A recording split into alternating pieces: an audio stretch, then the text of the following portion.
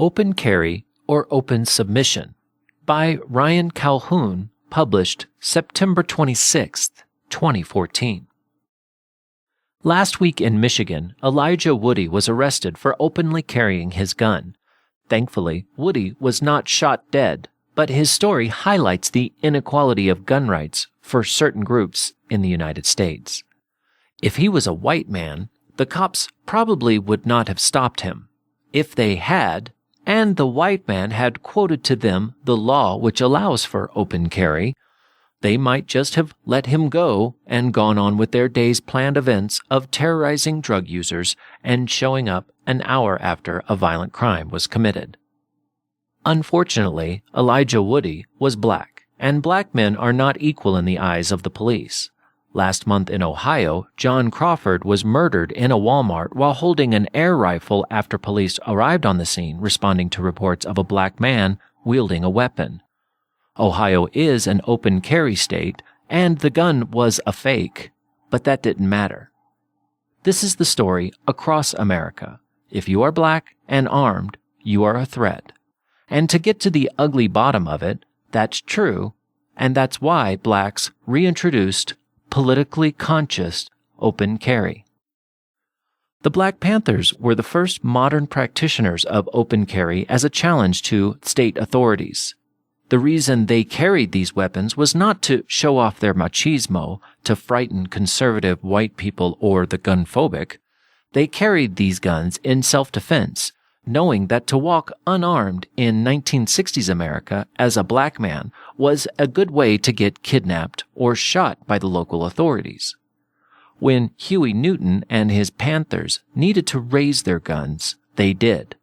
One such famous incident is covered at Bleeding Heart Libertarians by Matt Zulinski in an excellent article, which is responsible for one of the most fantastic and concise critiques of the modern American police state. An armed policeman confronting a disarmed civilian is the picture of inequality. Open carry began as a direct opposition to authority, not as some political protest aimed at changing some far-off and unreliable social end. The Panthers realized they did not have that time to waste, and that if freedom is to begin, then it must begin today. Many risked and lost their lives, but their stand for autonomy now remains. So a message to those who wish to challenge authority rather than submit a message respectfully to it. When you arm yourself, you are making yourself a target. This is true for everyone, but unfortunately especially true if your skin color is darker than the average American's. When you march down your local city street, imposing what everyone around you sees as a risk, there are going to be responses to that of an aggressive nature. From this point, you have two options. Respond by asserting your power of self-defense, or be kidnapped or gunned down. When a cop asks you what you're doing with that weapon, ask what he is doing with his. You are supposedly equal under the judgment of the law. Of course, you aren't actually equal. Putting your gun in a cop's face is treated much differently than him sticking his gun in yours. There are only two options. Make yourself equal or submit. There is no shame in submitting, and no glory in being killed for your ideals, mind you.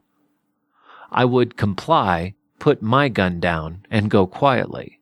What are you going to do with your gun? That was Open Carry or Open Submission by Ryan Calhoun and read by Christopher B. King. You've been listening to Feed 44, a project of the Center for a Stateless Society, also known as C4SS. For more information, please visit c4ss.org.